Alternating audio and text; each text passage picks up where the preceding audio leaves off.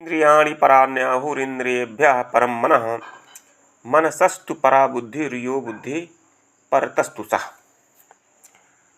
गीता के अध्याय 3 श्लोक 42 के द्वारा भगवान कह रहे हैं कि इंद्रियां जड़ पदार्थ से यानी शरीर से श्रेष्ठ है, मन इंद्रियों से श्रेष्ठ है, बुद्धि मन से श्रेष्ठ है और आत्मा बुद्धि से बढ़कर है। इंद्रियां काम वासना के कार्यकलापों के अलग अलग द्वार हैं। काम का निवास शरीर में है, किंतु उसे इंद्रिय रूपी झरोखे प्राप्त हैं। कुल मिलाकर के इंद्रियां शरीर से श्रेष्ठ हैं, लेकिन श्रेष्ठ चेतना या कृष्ण भावनामृत होने पर ये द्वार काम में नहीं आते। कृष्ण भावनामृत में आत्मा सीधे भगवान से संबंध स्थापित करती है। मन इंद्रियों से ऊपर है और मन चलायमान है, इसलिए मन के सक्रिय रहने पर शरीर भले ही मौन रहे, स्थिर रहे, मन काम करता रहता है।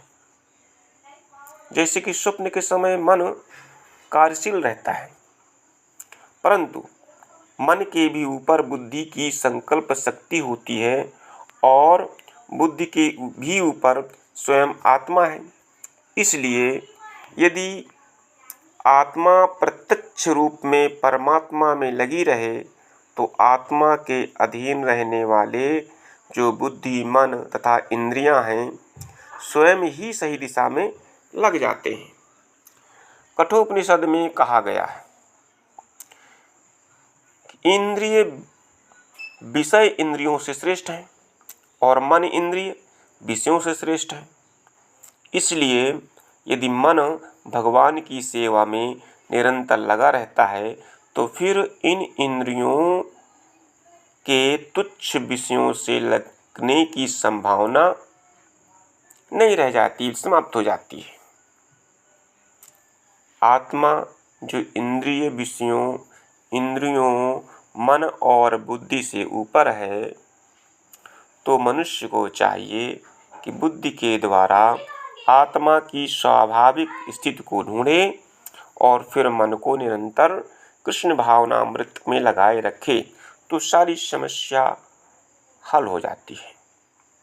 इस प्रकार बुद्धिपूर्वक अपने मन को भगवान की शरण में लगा करके मन को इतना मजबूत बनाएं कि सर्प की तरह शक्तिशाली जो इंद्रियां हैं वह दांत से रहित सांपों की तरह कमजोर हो जाएं। यद्यपि आत्मा, बुद्धि, मन और इंद्रियों की स्वामी है, फिर भी यदि इसे कृष्ण की संगत के माध्यम से कृष्ण भावनामृत में दृढ़ नहीं किया जाता है तो चलायमान जो मन है, चलायमान मन के कारण उसके गिरने की पूरी संभावना बनी रहती है।